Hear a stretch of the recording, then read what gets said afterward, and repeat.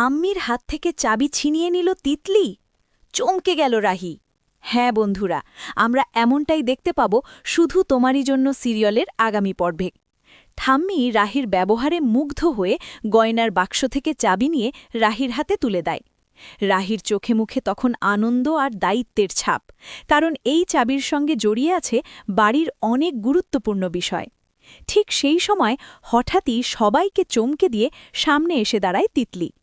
কারোর কিছু বোঝার আগেই সে ঝট করে ঠাম্মির হাত থেকে চাবিটা ছিনিয়ে নেয়। মুহূর্তের মধ্যে স্তব্ধ হয়ে যায় চারপাশ। রাহি অবাক হয়ে তাকিয়ে থাকে। তিতলির এমন আচরণ সে কল্পনাও করেনি। ঠাম্মির রাগে কাঁপতে কাঁপতে তিতলিকে জিজ্ঞেস করেন, এভাবে চাবি কেড়ে নেওয়ার মানে কি? তিতলি তখন ঠুটে এক রহস্যময় হাসি নিয়ে বলে, এই চাবিটা এখন আমার কাছেই থাকবে, কারণ এই বাড়ির কিছু সত্যি এখনও সবার সামনে আসেনি। তিতলির কথায় আরও বিভ্রান্ত হয়ে পড়ে সবাই। রাহুলও এগিয়ে এসে তিতলিকে বোঝানোর চেষ্টা করে, কিন্তু তিতলি কিছুতেই চাবি ফেরত দিতে রাজি নয়।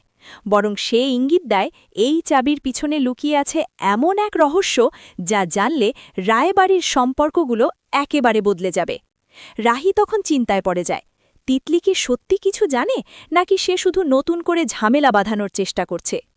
এদিকে ঠাম্মির ধৈর্য ভাঙতে শুরু করে। তিনি কঠিন গলায় বলেন, তিতলি, এটা খেলা নয়, চাবি ফেরত দাও। কিন্তু তিতলি এবারও নিজের সিদ্ধান্তে অটল থাকে। শেষে প্রশ্ন একটাই, তিতলির এই হঠাৎ পদক্ষেপ কি শুধুই জেদ, নাকি সত্যিই কোনো বড় গোপন রহস্য লুকিয়ে আছে এই চাবির মধ্যে? পরের পর্বে জানতে হলে চোখ রাখুন।